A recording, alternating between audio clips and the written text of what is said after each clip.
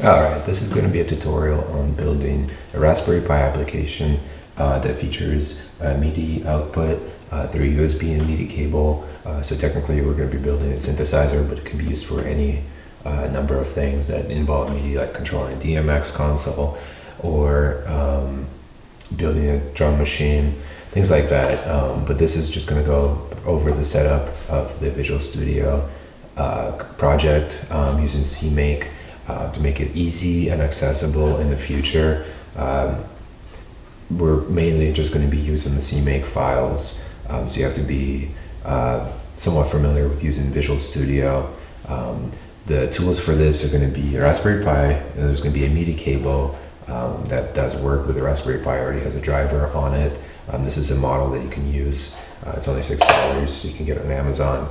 You're also going to need Visual GDB, which is a plugin for Visual Studio. You can download a free trial. I'm using version 5.4, Visual Studio Community Edition right here. You can use an older one, but the menus have changed. I recommend just getting the newer one, getting a 30-day trial, and if you like it, continue using it. It only costs $100 for the Linux license that builds Raspberry Pi projects, $109. You're also going to need PuTTY, which is a terminal for SSH connections to the Raspberry Pi. You're going to need to go and get WinSCP for copying files to and from the Raspberry Pi. The trick with this is you put PuTTY into a C program files 86 folder and inside the PuTTY folder, so automatically SCP will open PuTTY directly from WinSCP to make it easier to work with. Then we're going to need to make a host so we can log into the Raspberry Pi. There's already a lot of tutorials on this, so I'm not going to go over this, but assuming you have your Raspberry Pi set up correctly, you can just log into through the host name. I recommend getting a switch, a network switch, so the Raspberry Pi can also be connected to the internet. Okay, I'm just going to save this. Hopefully save the password too. Alright. You'll be able to log into it. Yep. Set the key. So now if I click on here, I can get to the PuTTY window. Yep, right there. So it logs me into Raspberry Pi.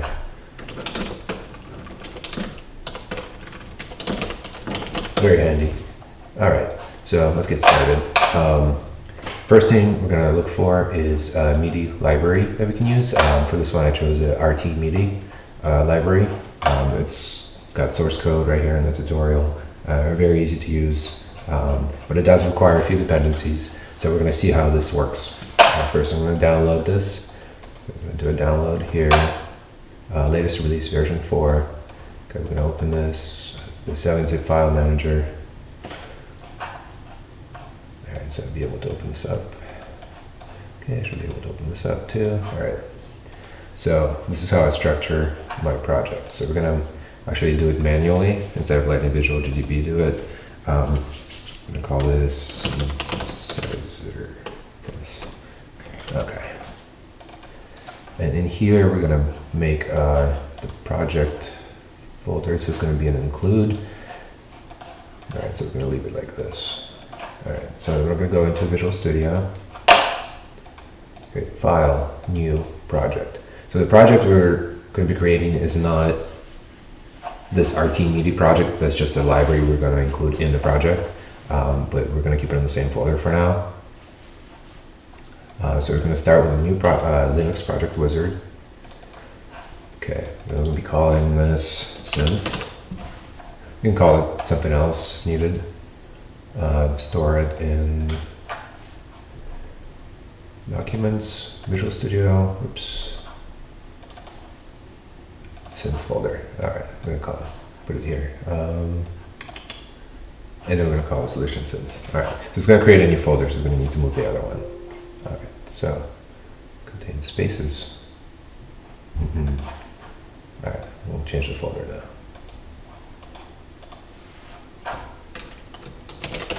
We'll make a projects folder. And create a new one called synth. Actually, you don't need to do that. Okay, I'm just going to go here. It's going to create the synth folder for us. Alright, create. Capitalize this.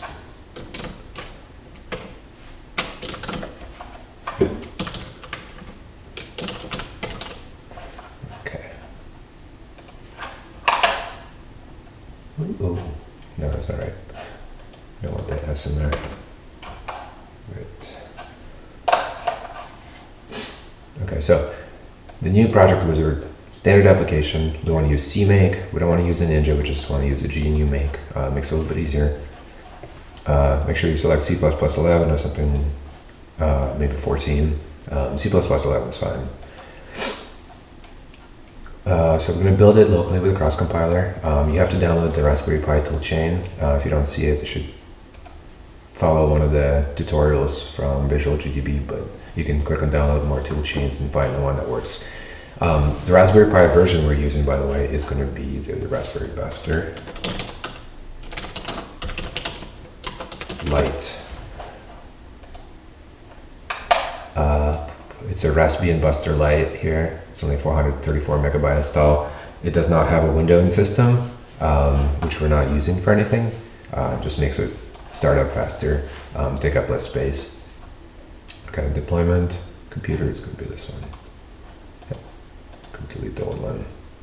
Deployment folder, I'm just going to do home Pi so it doesn't automatically get deleted every time. And here we go. So it's going to pass all these checks. It's going to check for GDB server, which we haven't installed yet. So it's automatically going to prompt us to install it. And this is where having a connection to the internet from the Raspberry Pi helps. If you have a network switch, if you don't, you have to figure out a way to bridge a connection so Raspberry Pi can have access to the internet. If you have a newer Raspberry Pi, it will have Wi-Fi on it. This is a Raspberry Pi version 2, and the older one I have, but it works just fine for this purpose. Okay, and you just fix all these paths. There we go. Okay, so now going back to our directory, you're going to see, cut this out of here, go back to documents, projects, synth directory is created in here. Okay, I'm going to paste this right after the CMake lists to make it easier to access. So this one has its own CMake lists in here. And this one has a CMake list for the project. Get this thing to work. So right now, if I were to build this,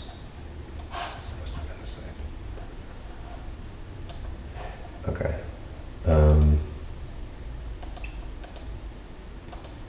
Back to the source files. Why is it so disorganized? I just downloaded it. All right. Good. So if I were to set a breakpoint in here, I'll be able to start debugging.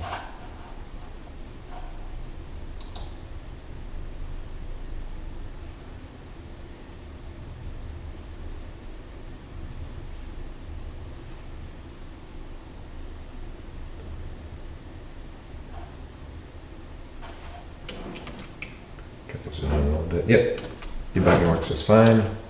All right, perfect. Okay, so next thing we're gonna do, I'm gonna have to move everything. I'm just gonna pause the video and clean up this interface.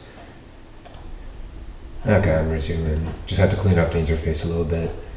I'll zoom in. Okay, so now you have the CMake lists here. So what you can do, Visual Studio is a little bit disorganized here. When you're trying to make a project, it's you can add a new one to the solution. It would be done through here. And basically, you're gonna have trouble getting the references to work between different solutions. So we're just gonna add it as another reference to another CMake file to make it very easy. So we're just gonna click here, this folder that we got off the internet. The CMake lists, and what you see here, okay, let's save everything, is it added to the CMake lists. So there's two CMake lists now.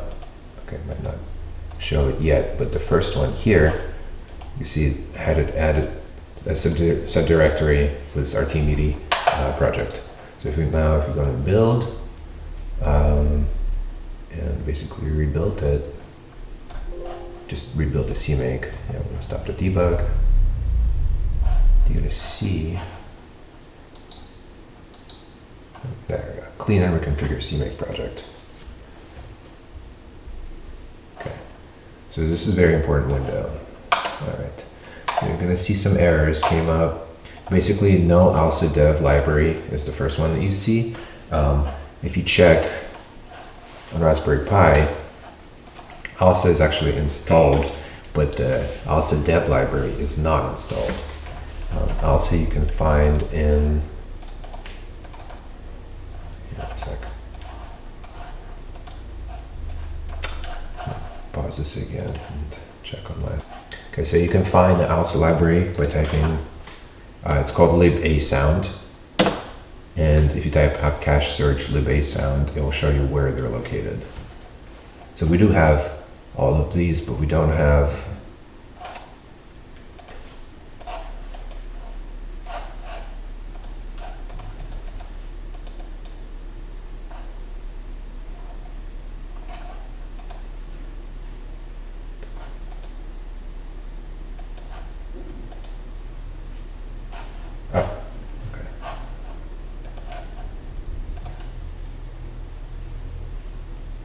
Yep, now we're recording. Okay.